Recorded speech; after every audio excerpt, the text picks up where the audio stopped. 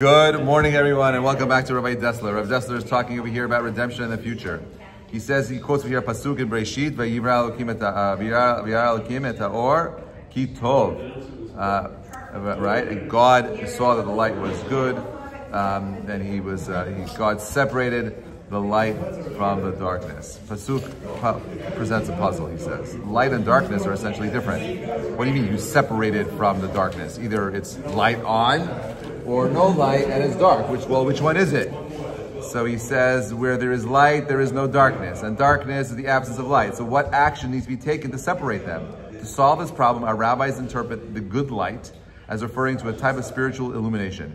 God considered, they tell us, that this light was unsuitable for the use of the wicked, and therefore he put it away for the righteous in the future time. So therefore, when we talk about the light, you missed it. And God saw that meaning it was light. Existed the light that is not good. Right. Well, 1 second. No, all light is good, but this light was a specific light that was called meaning illuminate. It was called Or HaGanuz. Right? It's called the Or HaGanuz. What does the Ganuz mean? The light that was hidden. What's the light that's hidden? So there was a special light that enabled man to see the physical universe unseen in its truest form. Everything that you and I see right now is really photons that are bouncing off the walls here, coming into our brain. Our brain is taking the information and turning it into whatever we see. But it's all being filtered from our brain. And therefore, all I really see is a reflection of light. I don't see the object. I see the reflection of the object. You're still talking about the surface. Do you understand what I'm talking about? You're still talking about the surface. I think he's talking about... The light that was hidden was a light that allowed you to see the pnimiyut of the item itself. Okay. Meaning, if you're looking on the stack number, it's still on the surface. Anyhow, okay, fine. So there's this type of that is Rashi's opinion. Okay. He says, but this interpretation too has difficulties. Why is spiritual illumination not good for the wicked? Meaning, it says that Hashem had to hide this light from the wicked people. The question is why. Is this a good light or a bad light? It's a good light. It says light is good?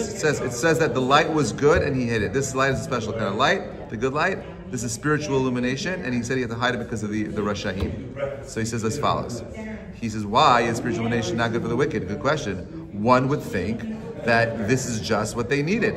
And further, what was the point in creating? What was the point of creating and hiding it? What was the point of creating something? God isn't like me and you.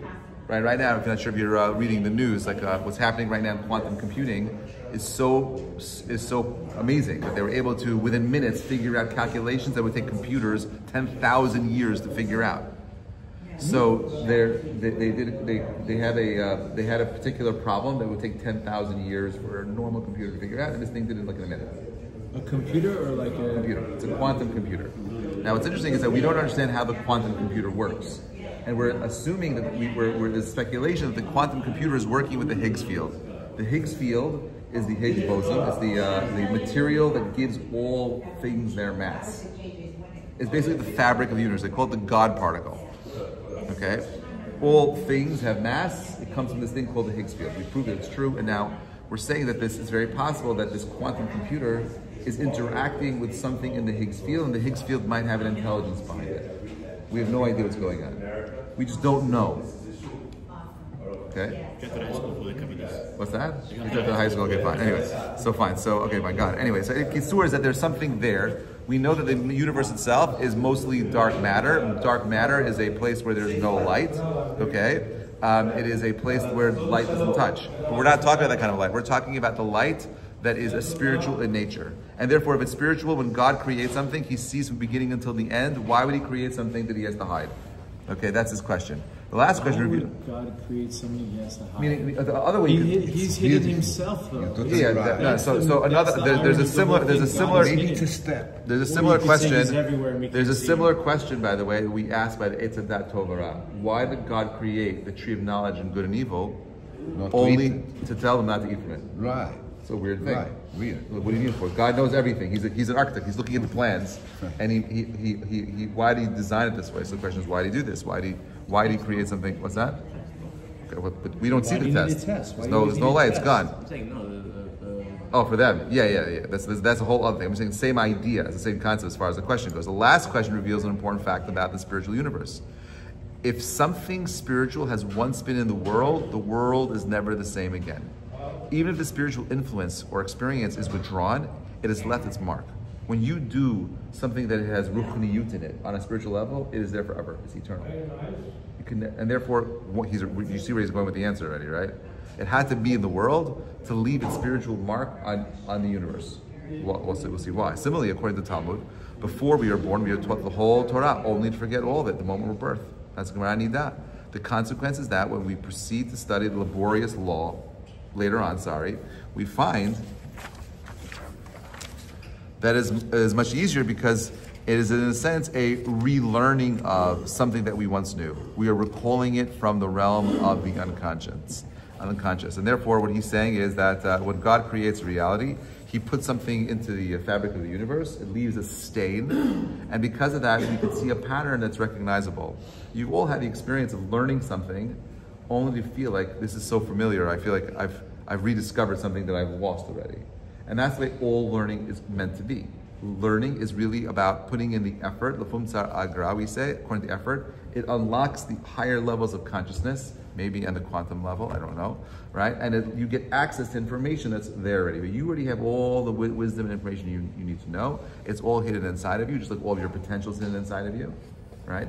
There's a famous story of where they say this famous tzaddik, he goes to sleep and he wakes up and he's in court in heaven. And Hashem is judging him. He said, listen, look at you, put out all of your stuff, this and that. They say, you're gonna have to go to Gehenna. He says, well, what did I do? He's like, you're a murderer. He's like, I didn't kill anybody. What are you talking about? I didn't kill anybody. So he says, yeah, you did. This guy pulls out this old man, a white beard. He's like, this guy, you killed this guy. And he's like, you know who he is? This guy is the author. He wrote all these books and he did all these things. He's like, I never met this guy in my life. He's like, that man is you. That man, you killed the fullest potential of yourself. The greatest version of you was, you did not allow it to express itself in this world, and therefore you're responsible for murder.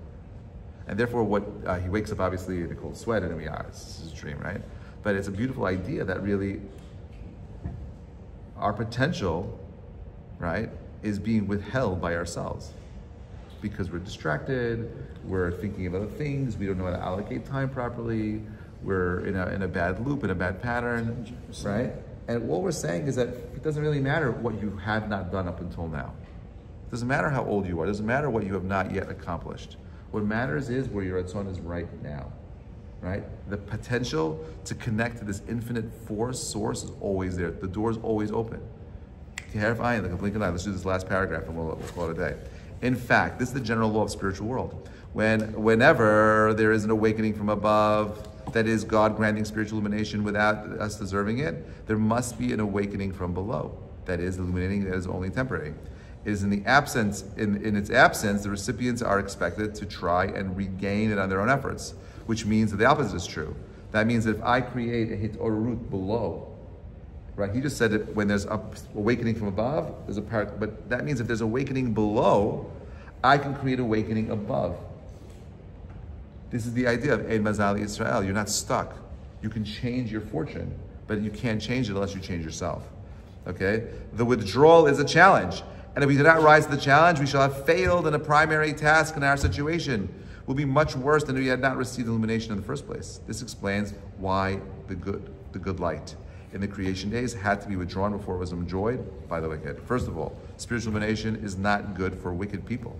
Far from making them better people. It gives them additional power, which they use for their selfish ends. And furthermore, when the illumination is withdrawn, as it must be, they will be faced with a challenge which they are ill-equipped to meet. The Mekubalim say that this Or HaGanuz gave you access to the fabric of the universe, like code. And once you could see the code, kind of like Matrix, the Neo in the Matrix, where he sees all the code coming down, right? Once you see the code, you know how to manipulate the code. And therefore the light was hidden so that the wicked would not use this for their own wicked means. What about the concept of teshuvah? So that's fine, but imagine giving someone nuclear codes, okay? And they push the button, and then you wipe out the whole entire planet. There's no tshuva at that point. You just eliminate humanity. So there has to be some fail faces that fails. You're equating nuclear code to a light that could potentially help somebody achieve teshuvah. No, It's not a, no. It's not analogous. No. I'll tell you why it is analogous. Meaning, the wicked person needs to have the time and space to do teshuvah. But if he could push a button that eliminates all life, because he's wicked, right? So that light can eliminate all life? That light has access to, you have access to everything, yeah, every dimension. When you pray, right? When you pray, you're using words. Those words have a spiritual impact on the material universe. And therefore you are infusing with the spirituality that it needs to survive. The Gemara says very clearly, if there's a time in the world where no one's learning Torah, the world ceases to exist. The system breaks down. You are fueling this reality through your good deeds. And therefore imagine now having the power of getting to the source code and deleting it. This is what some people were saying that the Dor Haflaga was doing. They says that they spoke one language. What is that? The generation of the Tower of Babel all spoke one language. Language. It was actually Iraq. Language. It was Iraq. Anyway, so language is language is code. Think about it. Right now, there's universal languages that most people don't realize they're engaged in. It's the code on your phone. It's the code on your computer. That's a language. Right? Language builds things. We now know that the key to artificial intelligence is large language models. Getting these computers to create predictive models that now allow them to kind of like get to a level of understanding. Right? It's all language based. It's all language based because everything goes after words. This is why, by the way, all Kabbalistic texts today have mistakes in them on purpose. You don't have access to the right words. Unless you have a Mesorah, you can't say the words properly, therefore you can't use it to manipulate the world. It's done on purpose. We have muted our ability to interact, and you've heard of things like you've heard of like the Tanaim being able to bring people back from the dead and do all these weird, crazy stuff. You don't have it anymore. Why? Because we took it away from people. It's hidden. It's only reserved for a small group of people. Yeah. In your heart of hearts, yeah, you believe that at one point somebody resurrected somebody from the dead? Yeah. Like a human being resurrected somebody from the dead. Do you believe that Moses had to wear a veil over his face because his face was shining? That was written in the Torah. No. Well, it just says that it does say that, yeah. So.